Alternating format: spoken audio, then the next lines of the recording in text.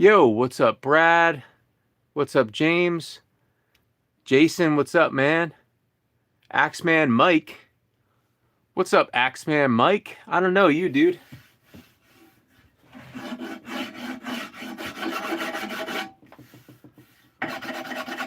How's everybody doing tonight, guys?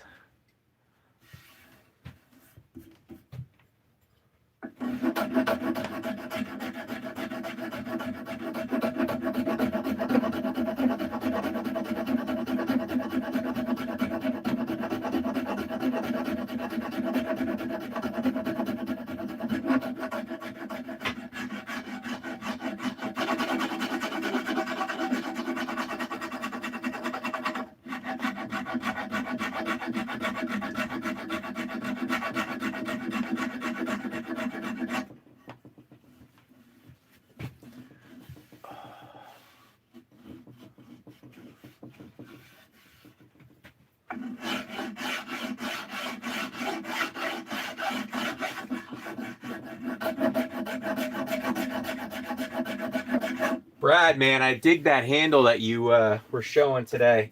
Must have been on Facebook. The one with the Tazzy on it, dude. Is that your new French curve? The new iteration you're doing?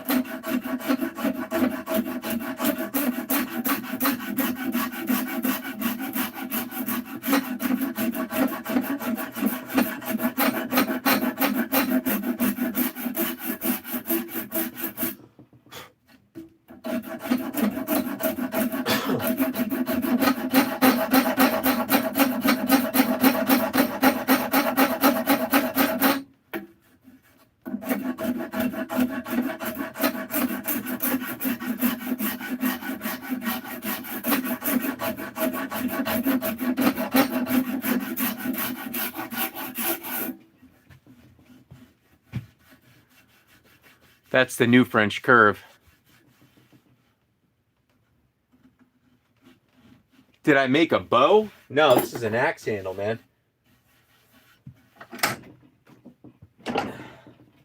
This is a 27-inch axe handle that I'm working on.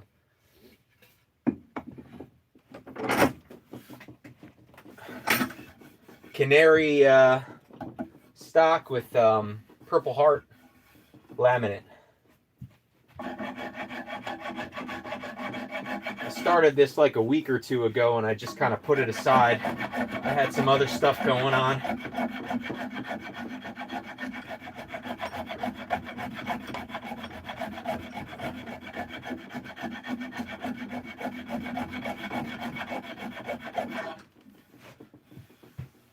So, yo, geez, soaking in me. I'm not sure how to say your name, dude. But yeah, dude, it is cool. Thank you. Appreciate you stopping in, man. So yeah, I did the Blackstone for dinner tonight. I had to re-season my Blackstone this year. It's only my second season with a Blackstone, and I talked a big game. I talked a lot of shit about I was going to be out there Blackstoning all winter long, but our winter was not as mild as it has been. I didn't cook on my grill or my Blackstone one time this winter, so the oil on the top got a little rancid, and I made smash burgers over the weekend. We're sitting inside. They look great. We're sitting inside. We're eating them, and we're all looking at each other like, "Do these taste like shit, or is it just me?" So I had to strip the whole top down on Sunday and start from scratch with the seasoning. So, but she's back to cooking good now. I don't know if you guys are Blackstoners or not, but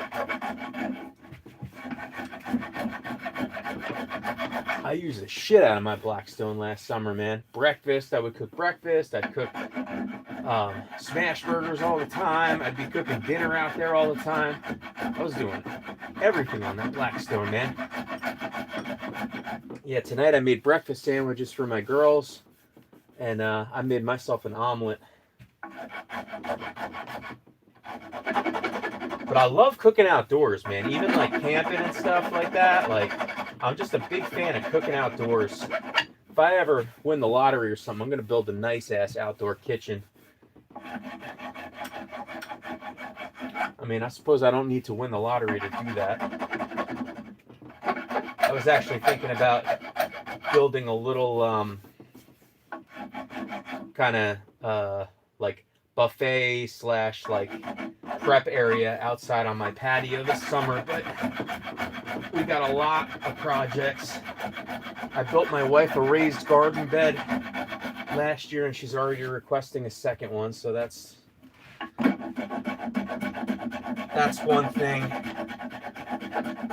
We're gonna re-pour the concrete driveway. My concrete driveway got all fucked up. It's all stalled up and shit.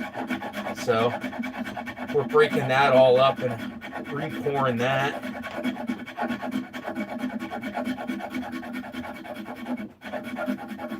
The joys of home ownership. Happy wife, happy life. Yeah.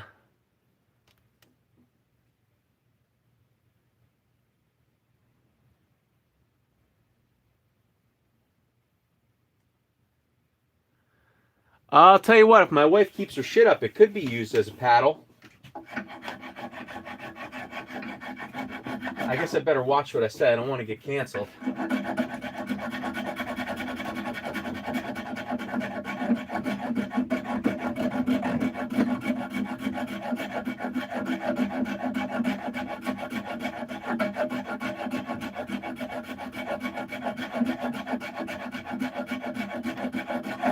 Nah, I shouldn't trash talk my wife. We actually had a nice little night tonight. My daughter does tutoring. My wife and the dog came with me tonight, and we had a nice walk. So she all right.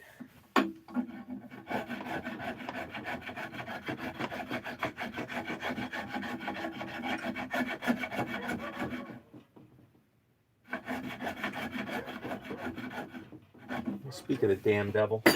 She's out there barking at somebody. She's the neighborhood watch. Barking at somebody that has the audacity to walk by her backyard.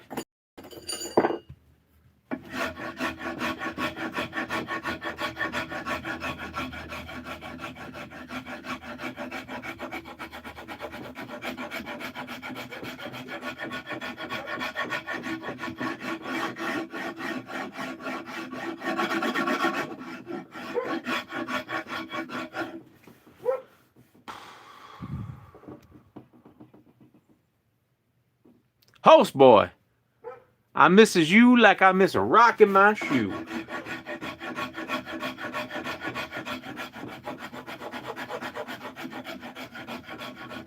Kyle knows my wife. He'd been knowing her for a while.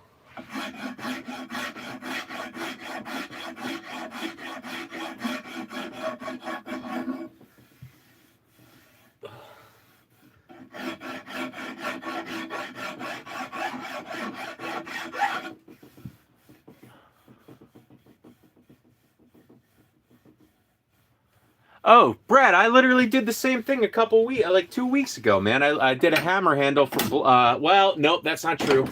I carved it out on the bandsaw, but I did a hammer handle on the live. It was a good little project, man. I hope yours went well, too.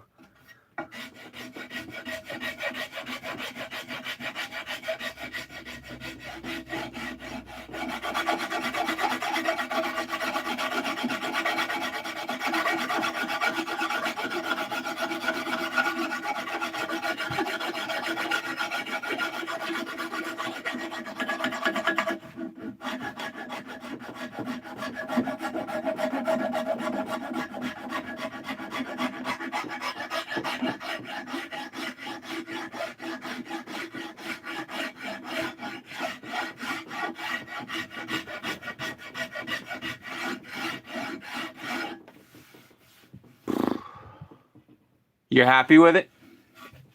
Oh, there it is. This is how mine turned out. I did a little cobbler's hammer. I did it out of the actually I did it out of the scrap canary from cutting this blank out. I don't know what the hell I'm gonna do with it, but just like probably most of you guys, I have a crate of hammer heads and stuff like that that I've just picked up. I got a lot. I bought a lot of tools last summer off a guy. This dude, guy about a half an hour or so away from my house. His son was selling all of his stuff. He was liquidating all of his stuff. The guy apparently went, kind of a sad story. The guy had Alzheimer's and he went cuckoo, finally, fully cuckoo. So they were getting him ready to move into either like a retirement home or into one of their houses or something. And they were just liquidating all the stuff from his garage. And I bought a lot that had 40 hammer heads and 35 axe heads. And man, I think I paid $100 for both lots, guys. Less than $100. And I also wound up getting this little thumb plane. This is a Miller's Falls thumb plane. And I wound up getting this Stanley number 80 while I was there too. And maybe something else. Can't even remember. I think I possibly might have got like this block plane or something too. I don't know. I got a bunch of crap. But yeah, I paid less than $100 for it all. And in the lot of axe heads, there was a really nice pancake hatchet. There was a Norland that I wound up trading, I think, I traded that to Chad over at C&B. And shoot, there was some other stuff in there. There was a Keen Cutter double bit that I traded to my buddy Alex. There was a bunch of heads. So, you know, some of them were junk. I mean, oh, you know what? The giveaway axe that I did, the Collins Square Label hatchet, that came from that lot. That little scout hat pattern.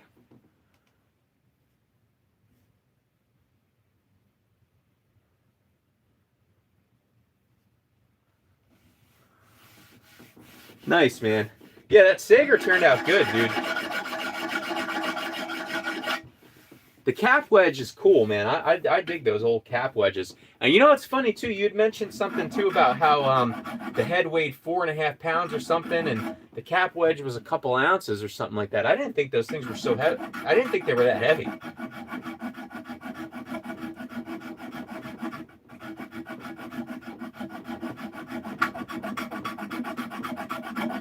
I don't know if I know the answer either, but do we know why cap wedges are a thing? Like, Where did they come from?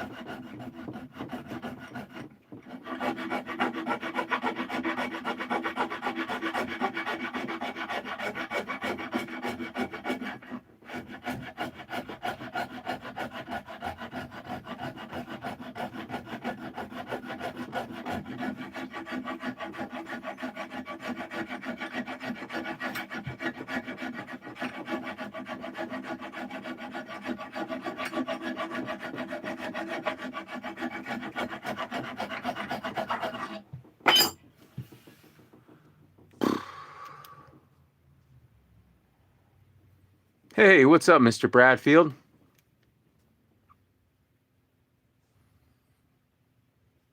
Oh, the cap wedge was 6 ounces? Damn, dude.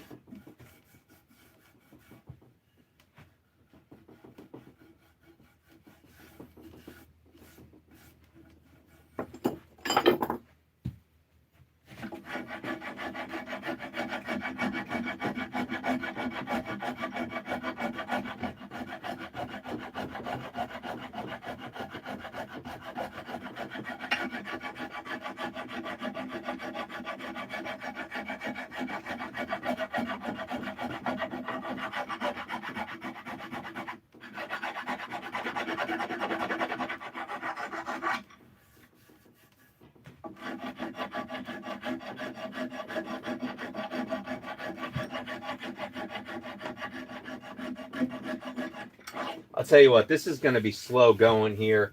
If anybody has not worked with Canary before, honestly, I wouldn't recommend it.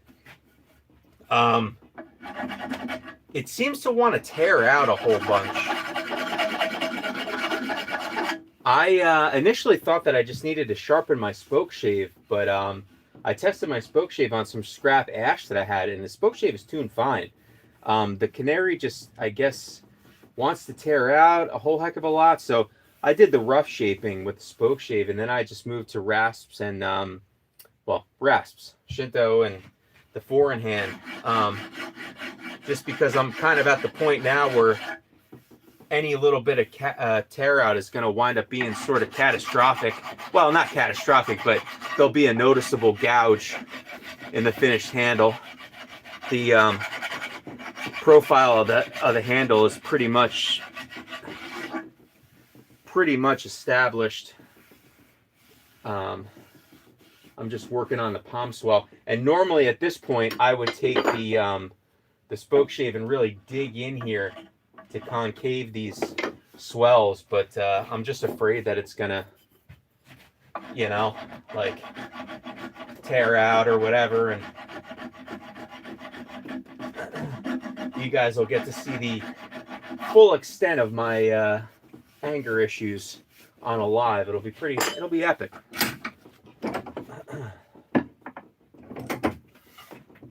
I'll have a crash out, as the children say.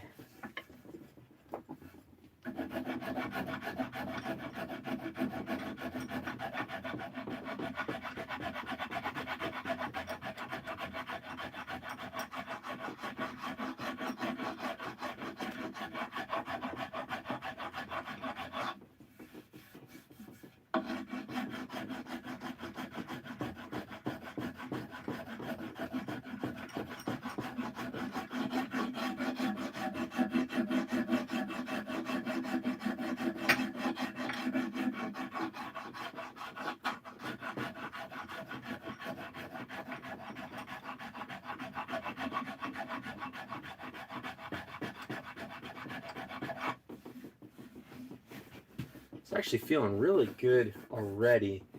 I just got to get the underside a little bit more, a little less blocky.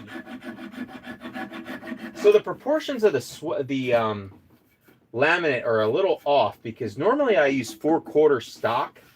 This was a piece of 6/4 that I got off Machinist Mike, and it was a little too thin to not laminate swells on here, but it was a little thick to put, you know, big old 3/8 inch chunks on here. So I really have to take quite a bit of the swell off.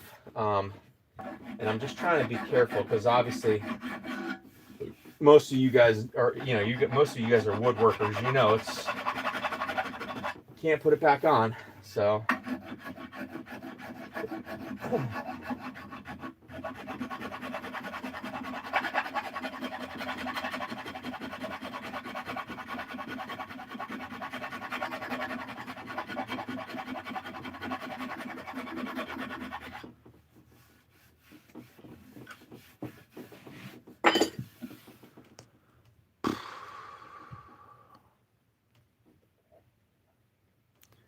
oh, Brad, you looking for a wooden spoke shave?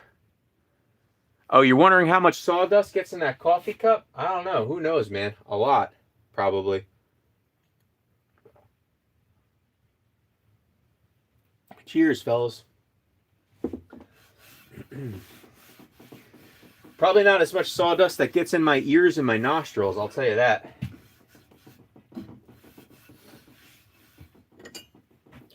You guys that carve handles know you wind up having those freaking sawdust boogers for the next 6 hours after you're done carving a handle. And this canary is I think it's an irritant, because when I was doing a lot of the stock removal, man, I was like coughing like crazy. And same thing when I was doing that hammer handle. I was coughing like crazy when I was making dust. Ugh.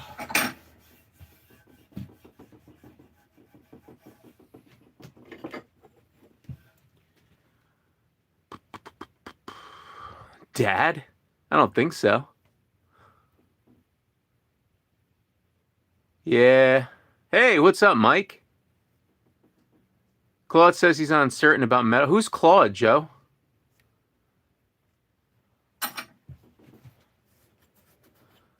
Guys, there's 67 people and there's the same dudes just chatting. Chime in, guys.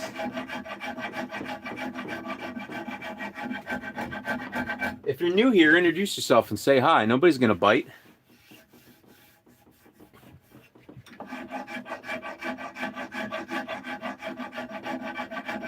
We had a good chat going, I think 1 or 2 lives ago. We were talking about camping axes and stuff. One of the new viewers popped in and asked a question, and I think collectively, well, I think probably more so the guys in the chat helped them more than I did. I was preoccupied with what I was doing, but you guys in the chat really were able to answer his question pretty thoroughly.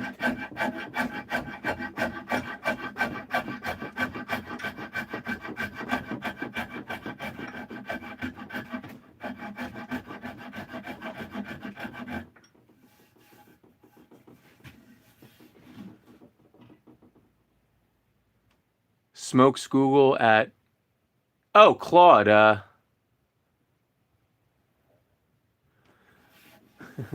don't act like a fool. I'm your son. Let me tell you something. Knock your shit off or you're going to get grounded, young man. And if you think I'm kidding, just keep it up.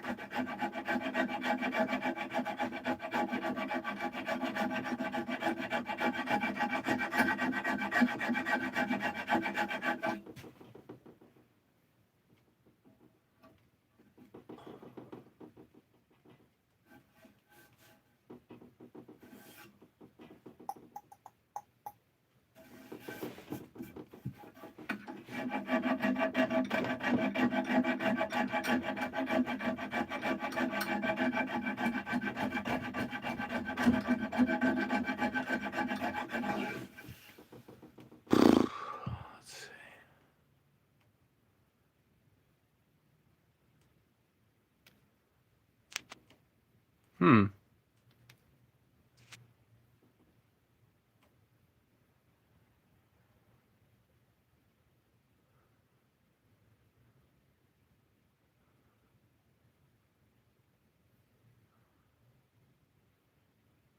So wait a minute. So Claude is like AI?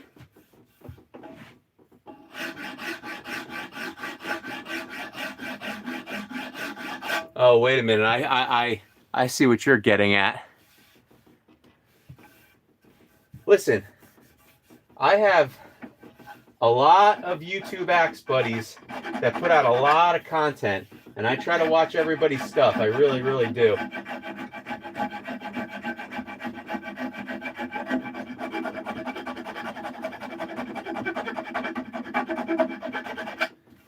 There's just not enough time in the day, man, to get to everybody's stuff.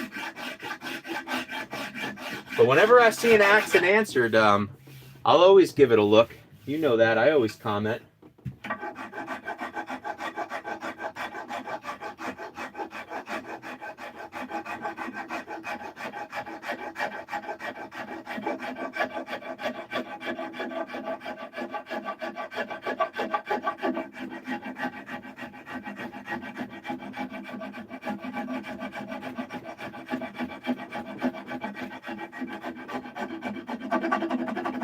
You know, Mr. Bradfield, you're in Minnesota, right?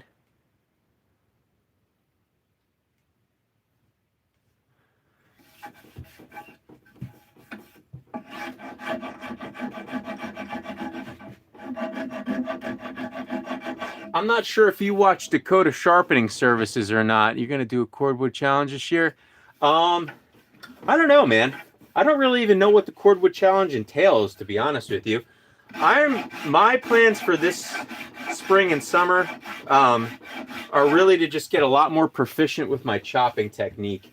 Not that I'm a great splitter by any means, but like splitting, you know, what I mean, like I help my father split, you know, so I get a pretty decent amount of practice splitting. I'd like to work on my flick a little bit, but I really want to get a lot more proficient in bucking and felling this summer. Matter of fact, I'm going down to my parents' house this weekend to do some work on my car, and I have a little patch of woods over there that's got a bunch of dead standing sassafras. I was thinking about maybe going and taking another one down.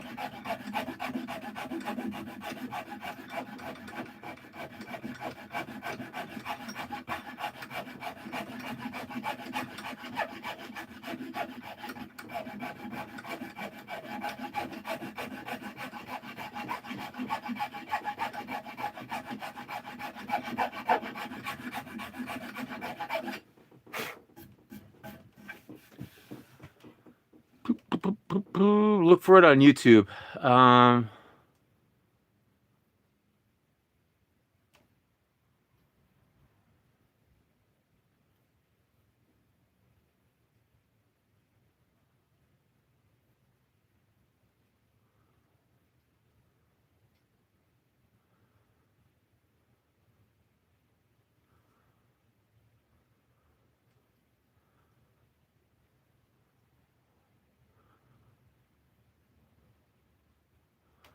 Lumberjills, I don't know any. I'm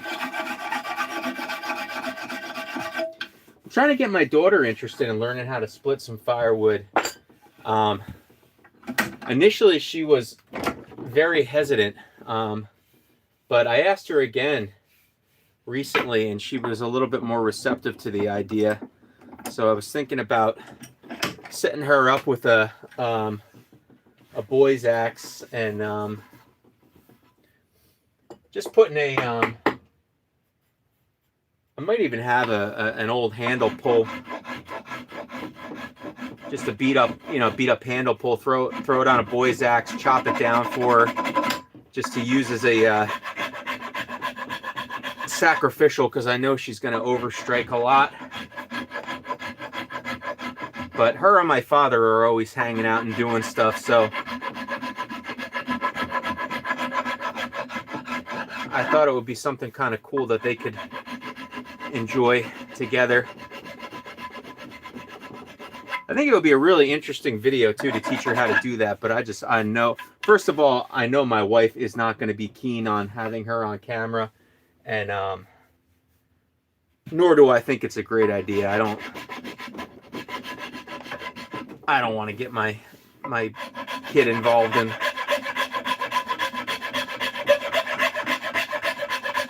putting her on camera.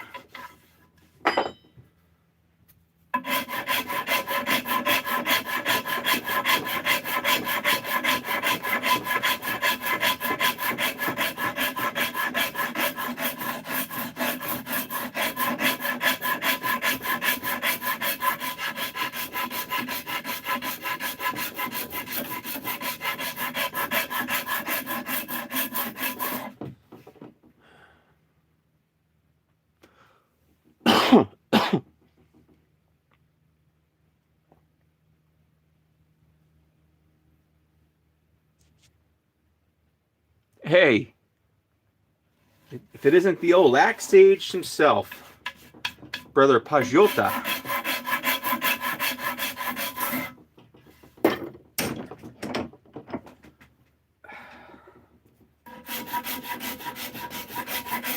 If it isn't the old wedge-cutting son of a gun, the old slap shot hitting, wedge cutting, snow shoveling Minnesota man himself.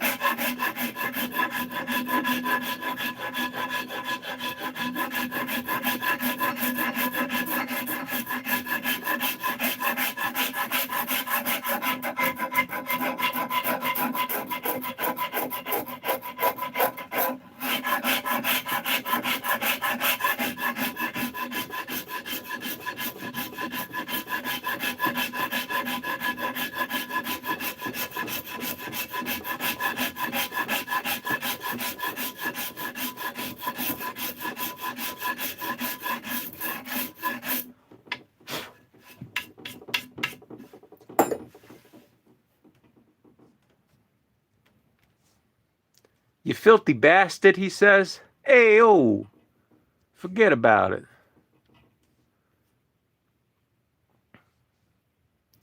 Yeah, Mr. Bradfield, that's what I was going to tell you.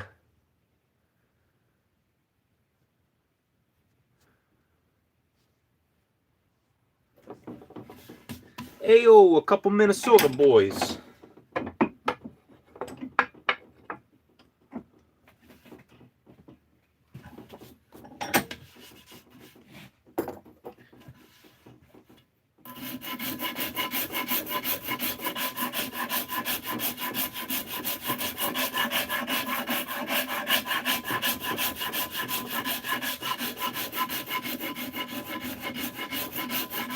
Yeah, Mike, I don't know if you remember a while ago, I was asking you if you ever watched a certain guy's channel, because he was in Minnesota, and you said, no, you never heard of the channel.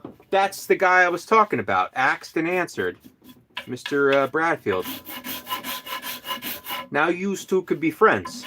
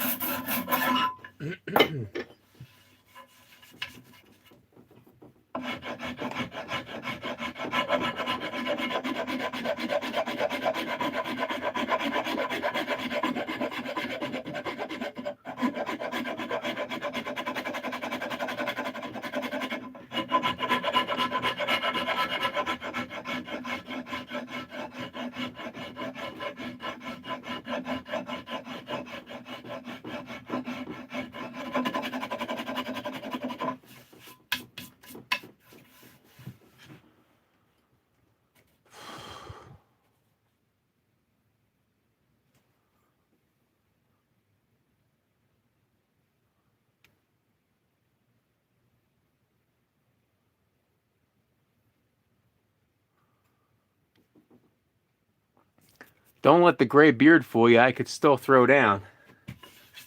Who said you couldn't?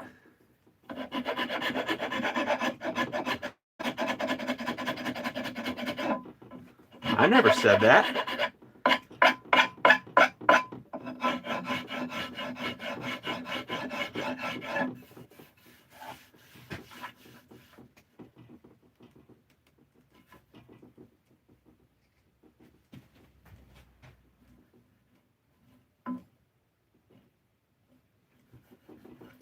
Tell you, one thing I wish I would have done was left this billet a little bit wider. I would have liked a little bit more flare.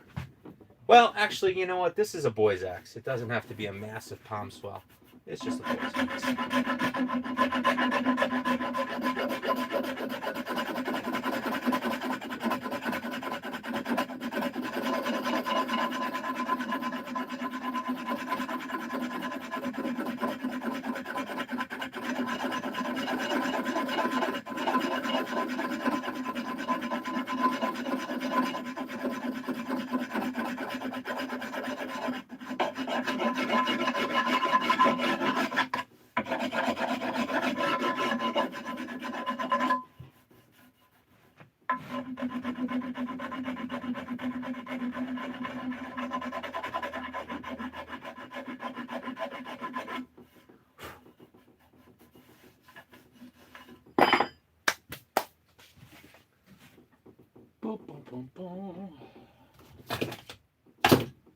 Huh.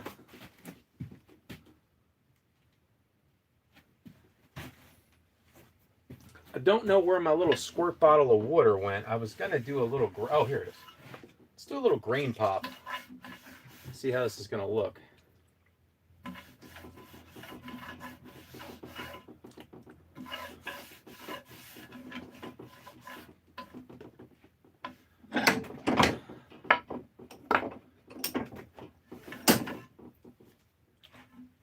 This swell here has got some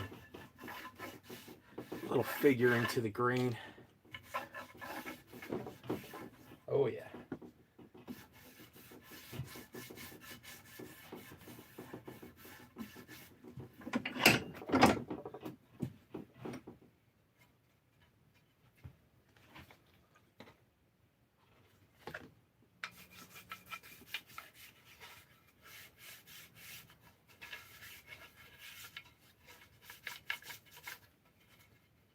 Yeah, it's going to be nice. Still got a little work left to do on it, but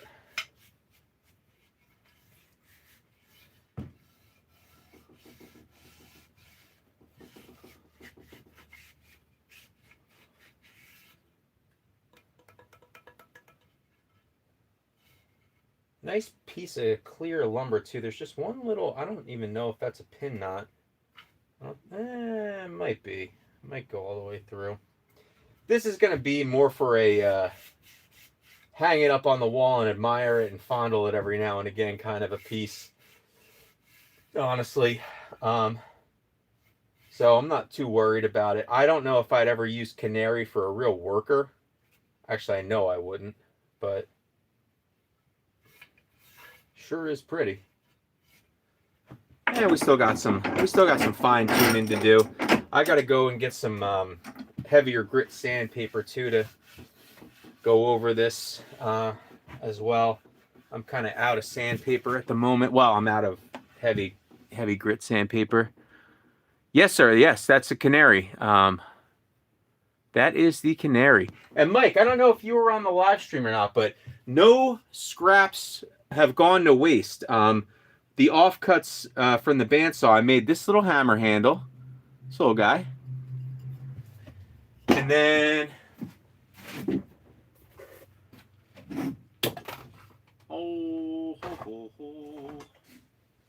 let's see, where are we at? I don't know.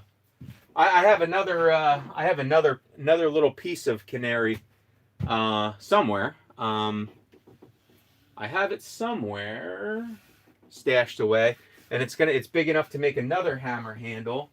And I was thinking one of two things. Well, actually here, one of three things. I've got a Stanley number. I'm not sure what kind of Stanley this is. It says on it. It's marked. It's stamped. I got this little interesting guy here. I don't know what kind of hammer this is. And then I got a little small little cross peen. The face of this one has some spalling in it, so it's not the cleanest example. I'm thinking I'm going to go with this little guy, this little claw hammer. I've already got a I've got like 6, normal just homeowner style framing hammers. Or the other thing I could do too is I have this little lathing hatchet here. These things make really cool little tomahawks. I'm not sure, I can't remember how big that piece is. Oh, here it is. Yeah, this isn't. Nah, that's not big enough.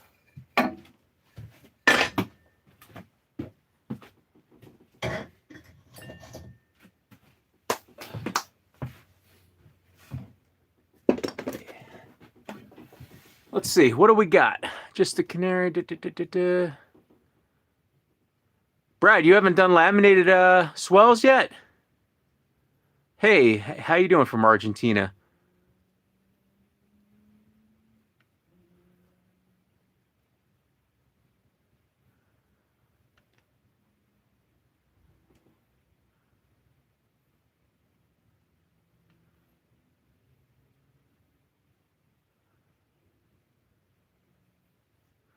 Danny, no, I really can't because I don't have a lathe. I don't have a lathe, but hold on a second, man. I mean, I know you're talking about possibly wanting a custom one, but I was gonna say I have this wooden bat here that I got at like a thrift store or something for $2. It's 32 inches though. It is, I'm not sure what the weight on it is, but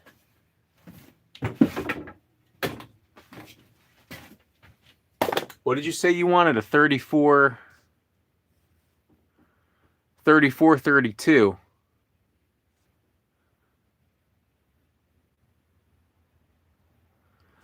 You want advice on a wood body spoke shave? I can't offer you any advice other than get one because they rule. I have a couple. I sent one to Lionhead Restoration too. Man, I don't know. They're just easier, in my opinion, to set up and easier to use, and easier to sharpen. I feel like they're not quite as finicky. You don't get a lot of the chatter and stuff like that you do with the wood body ones. Here, let's chalk up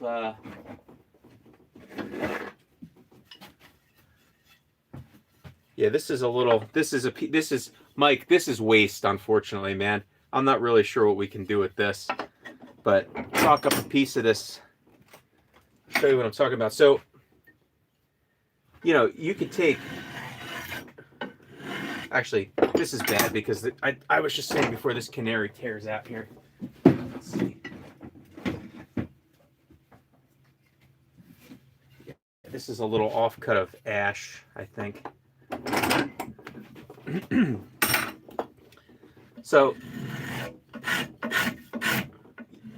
you could take real nice fine shavings, really nice fine shavings, easy, and then just a little different angle, a little different pressure. You're doing serious stock removal with this thing, like serious stock removal. You know, no chatter. And this thing is getting kind of dull at this point. I've carved a whole handle with it. Carved a hammer handle and a axe handle with it. So it's not exactly razor sharp, but I like them, man. I wholeheartedly endorse them. And then if you want to sharpen them, it's dead simple. Literally, there's tangs that stick out the back.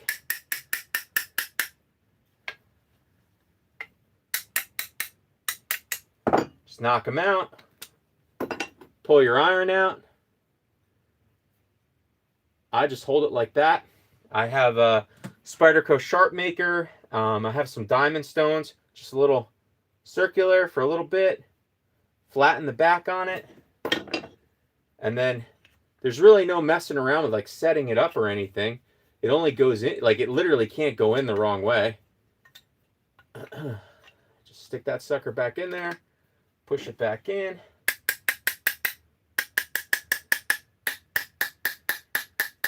And you're back in business.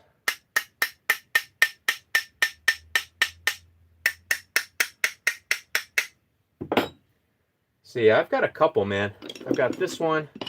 I got this one that's a little bit more old, a little bit beat up. The only downside to these things is, like this one, for instance, has been really heavily used over the years. Like you could see, you know, the grooves just worn, like there's tracks worn in.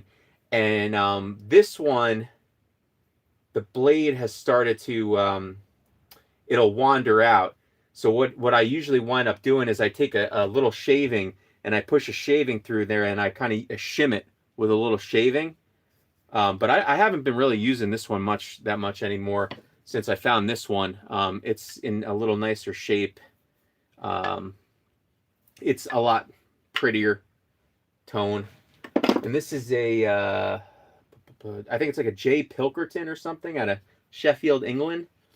I guess there's a lot of dudes in Sheffield, England making woodworking tools. That must have just kind of been like a hot spot for woodworking tools, because I see a lot of Sheffield, especially with these wood-bodied shaves.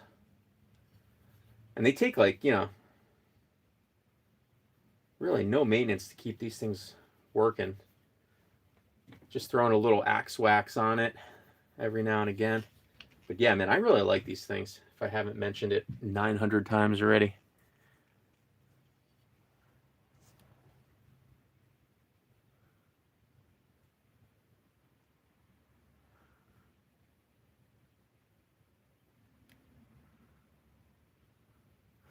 Oh, well, dude, you got to read the grain a little bit. I'm sure you know that. But dude, check it out here. So if you've ever seen any of my handle carving videos, or you know, if I'm in a live doing handle carving, so you know, when you're going with the grain, you're drawing, right? You're using a draw stroke. But then, like, let's just say we flip it over and we're going away from the grain. I haven't had the same success with metal bodied, but with wood bodies, in my opinion, it's easy to do a push stroke. And maybe it's just like the ergonomics of the tool itself. But doing a push stroke with these wood bodied shaves is really just as intuitive as a pull stroke. Because you could hear it, you could hear it wanting to fight the grain, right? Like chattering a little bit. But you flip that sucker over, push strokes, you're golden. You're golden, my boy. You're golden. And flip it back over. So if we push stroke, it's going to want to tear out. Actually, no. It doesn't want to tear out. But yeah, man, just a good tool. So it's interesting because Ryan sent me a metal-bodied one, and I can't get the damn thing to run right. And I know it runs right because he sharpened it, he set it up, and he, you know, his spoke shaves cut like a dream for him. And then I sent him a wood-bodied one that he sharpened, and he can't get the damn thing to run right. So, dude, you know what I do sometimes too? I literally will just, if I'm about ready to do a fire or something like that, I'll just grab the freaking spoke shave and grab a scrap piece of wood. Just come out there, make a bunch of tinder.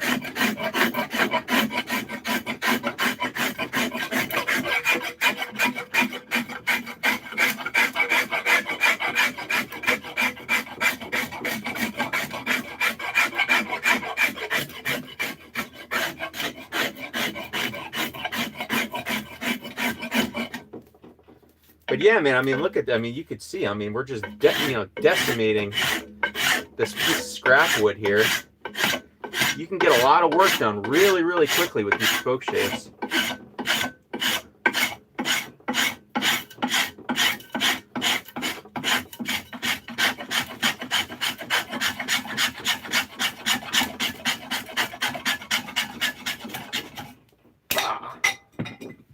How's that? How's that for a demonstration?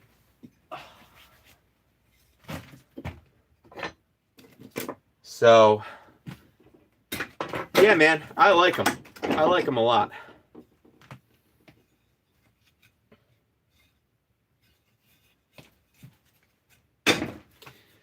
All right. Is the blade angle different? I mean, this is the thing about a wooden bodied spoke shave, is the sole of it is not flat. Maybe they were flat at one point. All the ones that I have a little bit of a concavity there in the sole. You could see that, right? Maybe. So the blade angle is entirely dependent on your wrist, like how you want to. So it requires a little bit more finesse to get good at it, but once you get the feel for it, man, it's a very fluid tool. So what, you know what, like these would not be great for, would be like octagonalizing a handle, because the sole is not flat, so like you wouldn't get that really precise flat cut like you would with a like the metal bodied shave. I almost just sliced my damn finger open. The metal bodied shave has that flat sole, so it's easy to get a nice, even flat cut. Now this one here is a lot more worn down. You can see, like, you could see the concavity in that. It's freaking, we're getting glare. It's like Glare City. But,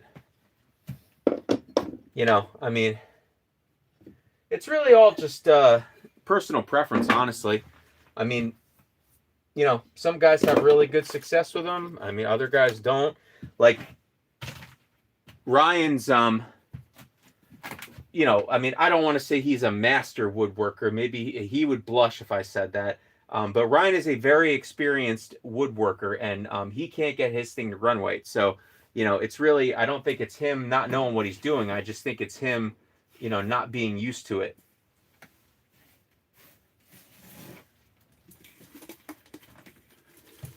There we go. We got more tinder for the fire.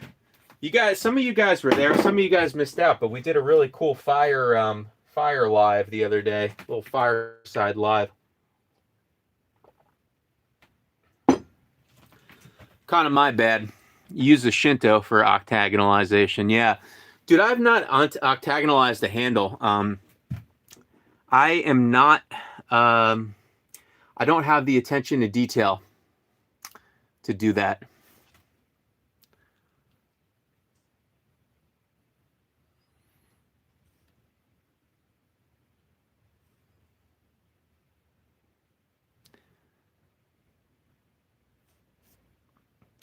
You keep getting booted, Mike.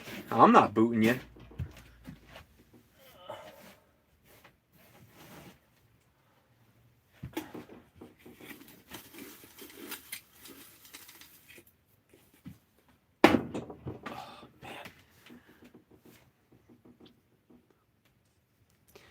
James, you don't like octagonalization on your handles? Anytime I ever get an octagonalized handle, I always knock the corners down a little bit. I don't know. I mean, I like them.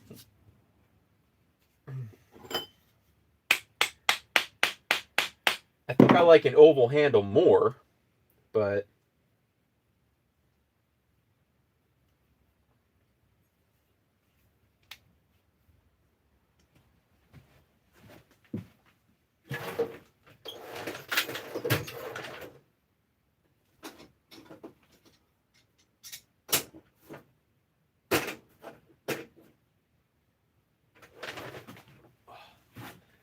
this hammer's been pissing me off.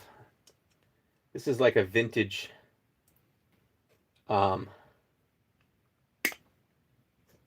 mallet, and it wasn't ever really that with brad nails,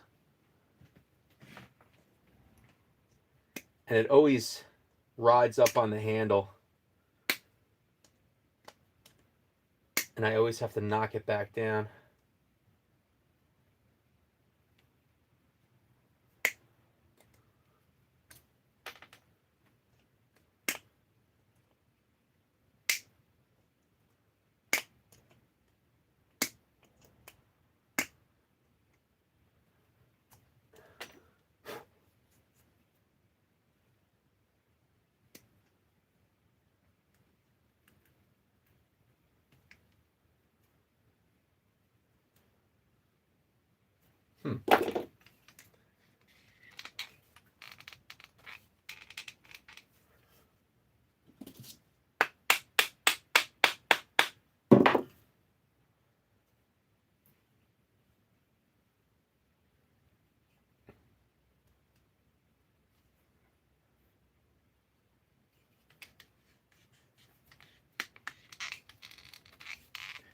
Part of me wonders if I even want to go down this rabbit hole. I'm gonna break this freaking handle.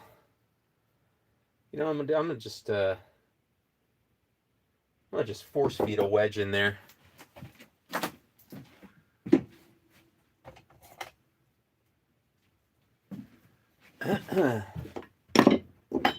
All right.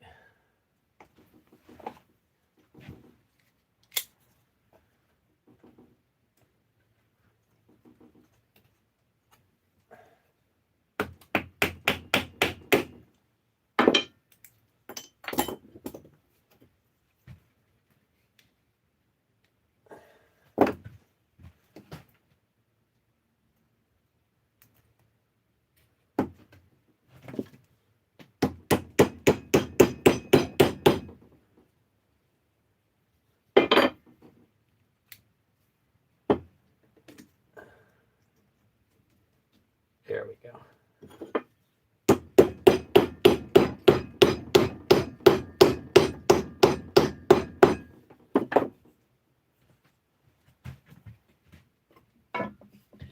Use my new hammer.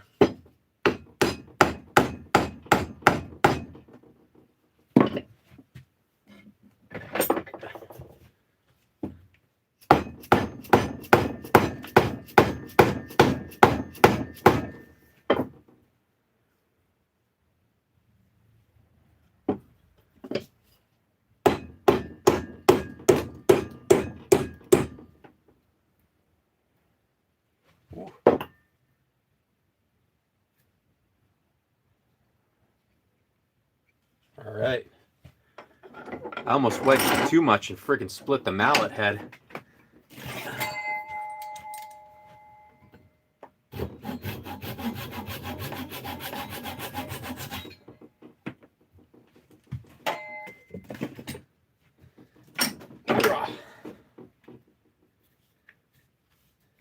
Yeah, I think this thing's got... This thing's on borrowed time, man. This thing is split in the top. The faces are all caved in. But it'll be good for a little longer. If you guys need wedges, call Machinist Mike. Dakota Sharpening Service.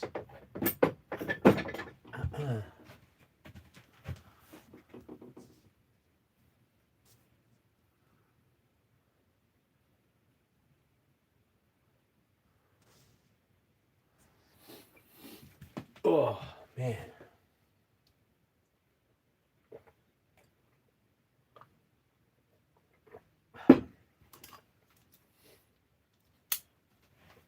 So what else is going on, guys? I'm getting ready to call it a night. It's like 9 o'clock.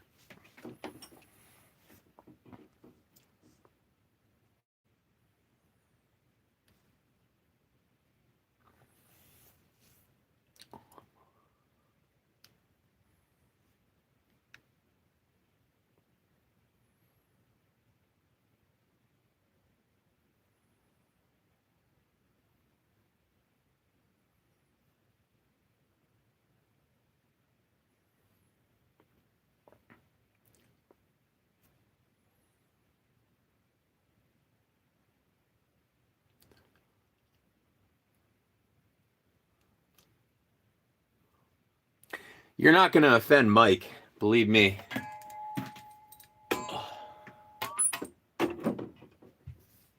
Mike's an old salty sailor. He can take a little ribbing.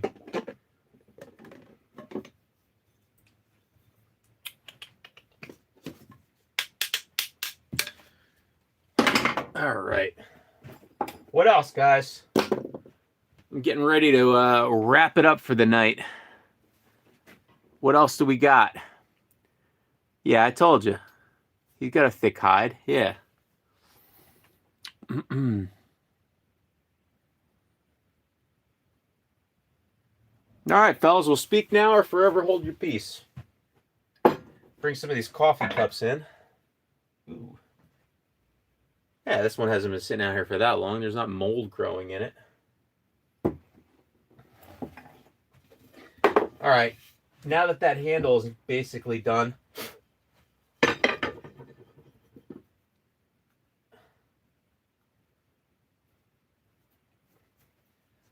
onto this one, onto the best axe made on the 28 NEC Osage handle. I started fitting it the other day. I got to take a little bit off the front and back.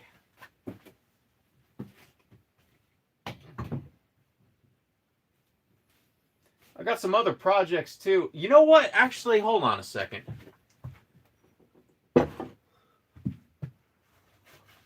Well, we got some folks in the house. Let me take a look here. My buddy Dave gave me this crate of axes to see about getting rid of. Well, we got some folks in the house. Now, this is so don't get too excited, James. This is continental United States only. I'm not shipping these to Canada, but got a bill hook or whatever, brush axe, whatever you call it. It's probably stamped. I don't know what the stamping is. Thornco something. It's like a scout hatchet on an looks like an original handle. It's a Permabond, but nice full profile hatchet. This is an old one. Not in the best shape, but old half hatchet. Another hatchet. This one's junk. This one's got a crack in it. Let's see. This is Yeah, it's pretty worn down. Whatever it is, it's an old Scout axe. This is a Germantown Toolworks GTW. This is an older one. It's a Barco Tools Scout pattern. Basically new. Got a couple of those. Barco Tools. Got a claw hammer. Oh, one of the claws is busted off. Got a Bridgeport Scout hatchet. And we got a True American Saman Dayton pattern. I might keep this one. And we got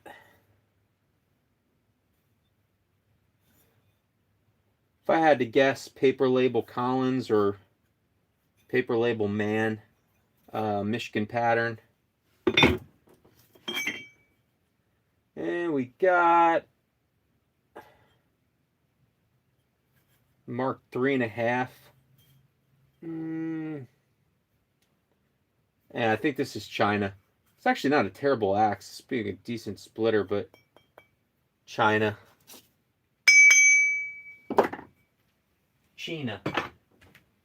China. This is, oh, I could tell this is a junker. This is, whatever. This is modern something. Not sure. Plum round lug jersey, little toad, and a Woodings Verona. USOO Woodings Verona. So, not sure if there's anything there that anybody is interested in, but Dave is willing to let these go, I'm assuming, for a song. He's just kind of getting out of the axe game and liquidating his collection. I sent a bunch of these half hatchets up to Alaska to my buddy Cannon.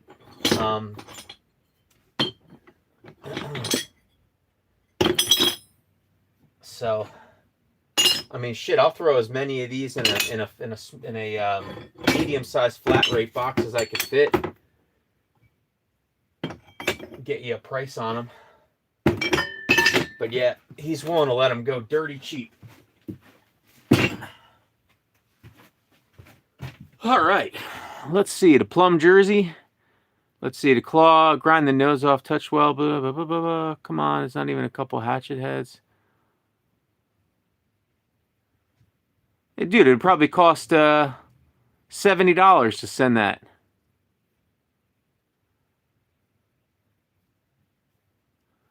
$70. Send a damn hatchet head up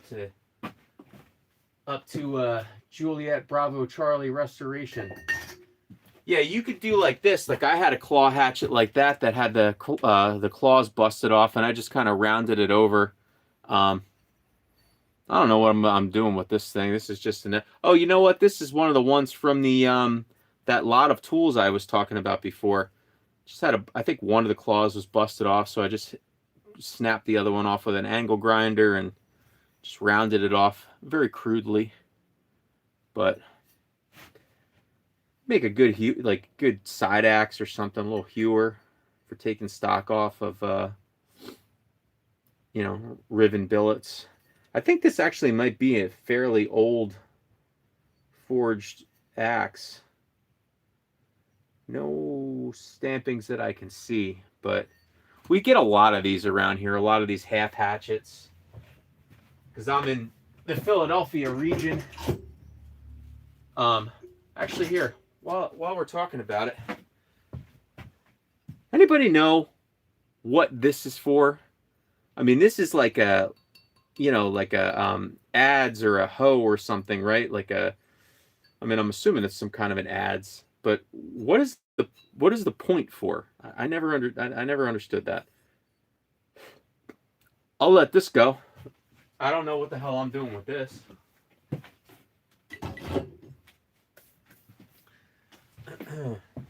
Actually, talk about another one. I wouldn't mind letting go.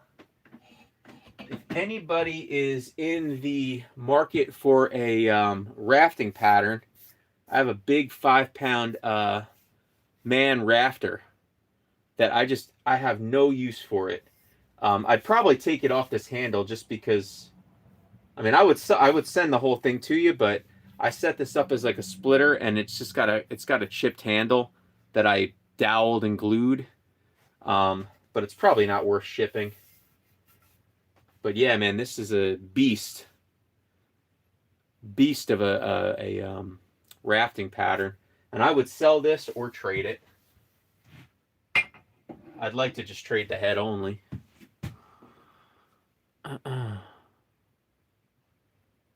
Shipwrights ads.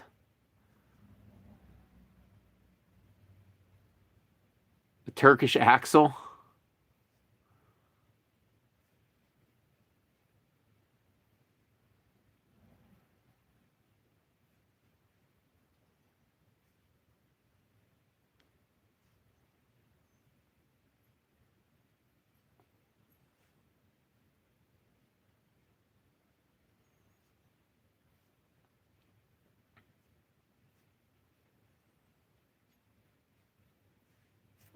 What's up, Sean? Knockout wooden pins? What do you mean? Sean says it's only money. All right, are you paying the freight?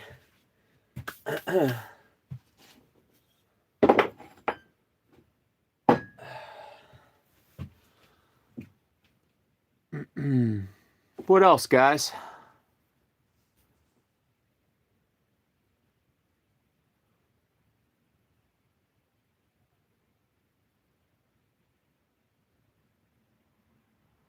In ship. Oh, to knock out the wooden pins. Oh, that makes a ton of sense.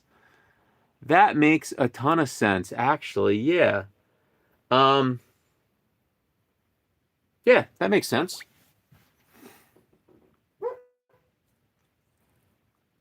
Knocking out the wooden pins in boat joinery makes sense. Yeah. Interesting. Yeah, man.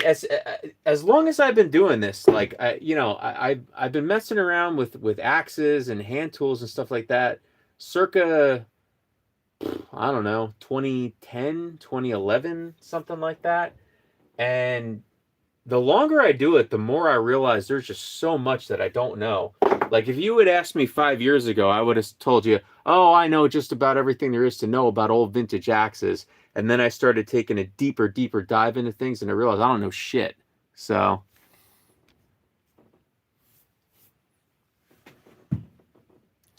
yeah, sometimes there's a point where you don't know what you don't know.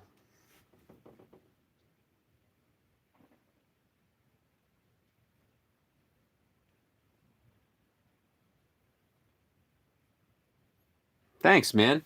I got it at the thrift store for $3, like 6 months ago. I've been getting my money's worth out of this bad boy.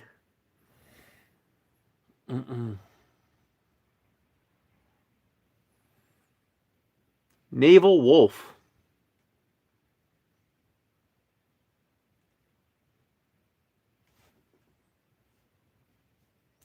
James is making fun of old men. I mean, I'm not young anymore, but I'm not an old man.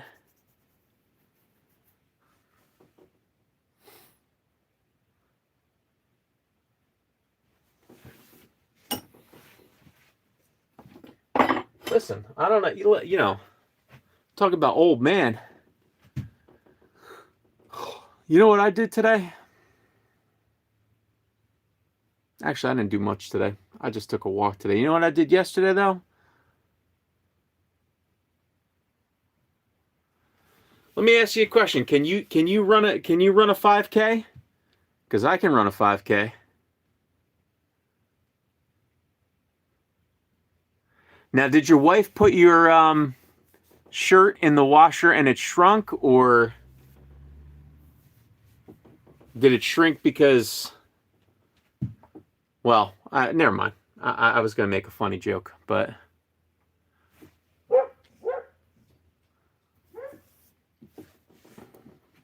yeah, sitting there calling me old, James. Listen, if you can run a 5K and bench 225,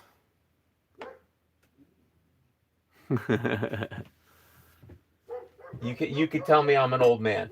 But until you can on camera show me you're running a 5K, benching 225, I don't want to hear about old.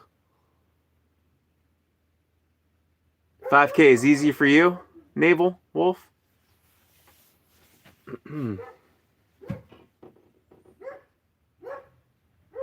Well, you're not the one calling me old. JBC is calling me out, telling me I'm an old man.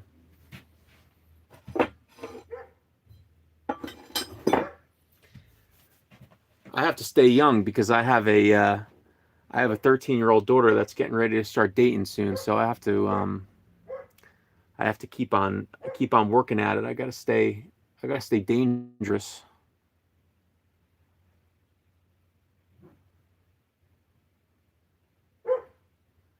Yeah, that's what I was getting at. Black Smoke says, did your wife shrink your shirt, or did you just have a little too much goodies this week?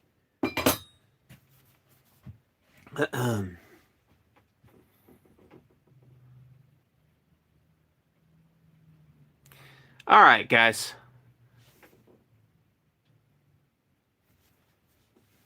So, yeah, if anybody has anything they want to add, now's the time, because I think I'm going to get ready to start wrapping up for the night. I got to do a little bit of lunch prepperoonie for tomorrow and hit the bed.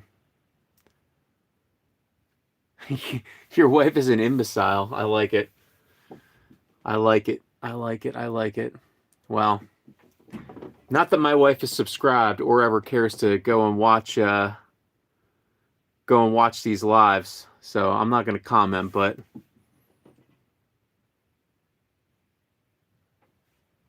all right, man. All right, guys. Well, everybody, thanks for checking in. Thanks for checking in. I was with James today, and he was groaning, bending down to pick something up off the floor. Ladies like the dad bod. Well, I never said that I had a good bod. I never said that once. I just said I could run a 5K and put up 225.